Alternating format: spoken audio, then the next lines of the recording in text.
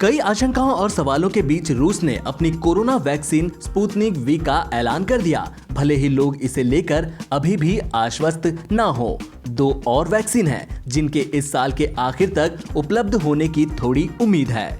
Britain की vaccine task force Kate Bingham ने media को दिए इंटरव्यू में कहा कि साल के अंत तक 2 वैक्सीन बनने की संभावना है, जिनमें से एक ऑक्सफोर्ड यूनिवर्सिटी की वैक्सीन और दूसरी जर्मनी की कंपनी बायोएनटेक की वैक्सीन है। हालांकि ज्यादा संभावना है कि ये अगले साल के शुरुआत में आए, लेकिन बिंघम का कहना है कि अगर सब कुछ ठीक रहा तो ये साल के अंत तक आ भी सकती हैं। बिंघम ने यह भी कहा कि मुझे लगता है कि हमारे पास इस साल वैक्सीन मिलने का मौका है। 2 संभावित कैंडिडेट हैं, एक ऑक्सफोर्ड की और दूसरी बायोएनटेक की जर्मन वैक्सीन।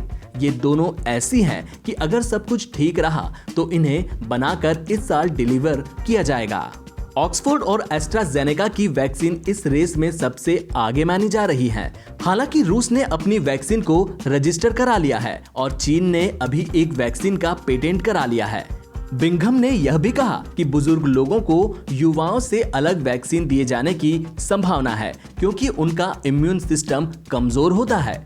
वैक्सीन दिए जाने पर 65 की उम्र के लोगों को प्राथमिकता दी जाएगी। साथ ही दूसरी बीमारियों से ग्रस्त लोगों, फ्रंट लाइन हेल्थ और सोशल केयर वर्कर्स को भी ये पहले दी जाएगी। बिहार की नीतीश कुमार सरकार ने लॉकडाउन बढ़ाने का ऐलान कर दिया है। इस बार 17 अगस्त से 6 सितंबर तक लॉकडाउन रहेगा। इससे पहले प्रदेश सरकार ने 30 जुलाई से 16 अगस्त तक लॉकडाउन जारी रखने का फैसला किया था। इसकी मियाद रविवार को खत्म हो गई है, जिसके बाद सभी को इस बात का इंतजार था कि आखिर लॉकडाउन बढ़ाया जाएगा या फिर अनलॉक का ऐलान होगा। सोमवार को गृह विभाग की बैठक में बिहार सरकार ने लॉकडाउन बढ़ाने का फैसला किया। इसमें 6 सितंबर तक लॉकडाउन जारी रखने का फैसला लिया गया है। बिहार में लगातार कोरोना वायरस के मामले बढ़ते जा रहे हैं। ऐसे में सरकार किसी तरह का कोई जोखिम नहीं लेना चाहती। यही वजह है कि गृह विभाग ने 30 जुलाई को जारी किए गए आदेश को ही प्रभावी रखने का फैसला लिया है। लॉकडाउन के ऐलान के साथ ही बिहार में स्कूल, कॉलेज अभी बंद रहेंगे। धार्मिक स्थलों को भी बंद रखने का फैसला लिया है। शॉपिंग मॉल्स, सिनेमा हॉल भी अभी नहीं खुलेंगे। कारोबारी गतिविधियों में थोड़ी छूट दी गई है।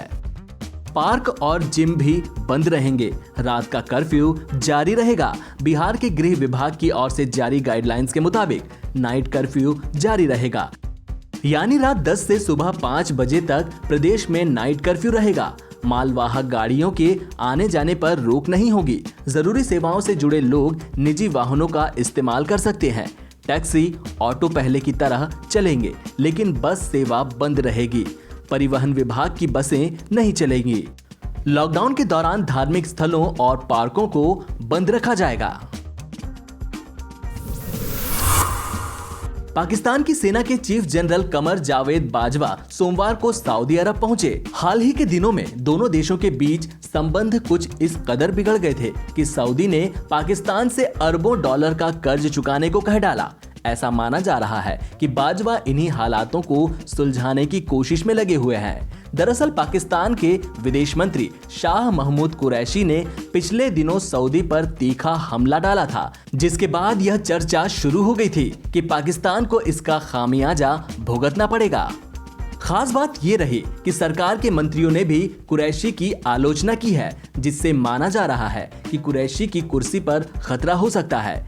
बाजवा सोमवार सुबह 10 बजे रियाद पहुंचे हैं और उनके साथ ISI अध्यक्ष जनरल फैज हमीद भी हैं। रॉयटर्स ने 2 सीनियर सैन्य अधिकारियों के हवाले से बताया कि रियाद पाकिस्तान के आलोचना करने से नाराज हैं, जिससे सेना अध्यक्ष को वहां जाना पड़ रहा है। हालांकि आधिकारिक तौर पर यही कहा जा रहा है कि यह दौरा पहले से तय था और इस पर सेना से संबंधित मुद्दों पर बातचीत करनी होगी। दरअसल कुरैशी ने कश्मीर मुद्दे पर भारत के खिलाफ ऑर्गेनाइजेशन ऑफ इस्लामिक कोऑपरेशन को न खड़े होने देने के लिए सऊदी अरब की आलोचना कर दी थी। यही बात सऊदी को नागवार गुजरी। इसका असर फौरन देखने को भी मिला जब सऊदी ने 2018 में दिए गए 3 अरब डॉलर के कर्ज और 3.2 अरब के ऑयल क्रेडिट फैसिलिटी की मदद को वापस चुकाने के लिए कह डाला। उसने 2 बार में पाकिस्तान से 1-1 अरब डॉलर चुकाने को कहा। भारतीय सेना के एक चेतक हेलीकॉप्टर को सोमवार सुबह भरतपुर मथुरा सीमा पर एक खाली मैदान में लैंड करना पड़ा। अचानक से हेलीकॉप्टर को नीचे आता देख सभी लोग हैरान रह गए। इस दौरान वहां पर गांव वालों की भीड़ इकट्ठा हो गई। हालांकि कुछ देर बाद हेलीकॉप्टर अपने गंतव्य को रवाना हो गया। हेलीकॉप्टर में सवार सभी लोग सुरक्षित हैं।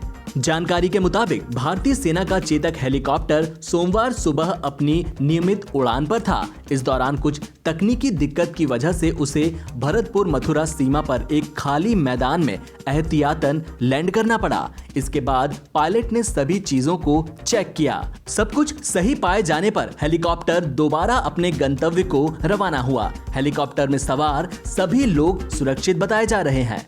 आपको बता दें कि आगरा में वायुसेना का बड़ा बेस है, जिसकी वजह से मथुरा और भरतपुर इलाके में हेलीकॉप्टर और लड़ाकू विमान नियमित उड़ान भरते रहते हैं। लेकिन अचानक से जब मैदान में हेलीकॉप्टर पहुंचा तो आसपास के इलाके के लोग हैरान रह गए। कुछ ही देर में वहां काफी भीड़ इकट्ठा हो गई। किसी को माजरा समझ में आता तब तक हेलीकॉप्टर अपने गंतव्य को रवाना हो गया। इस दौरान लोगों ने अपने फोन पर लैंडिंग और टेक ऑफ का वीडियो बना लिया।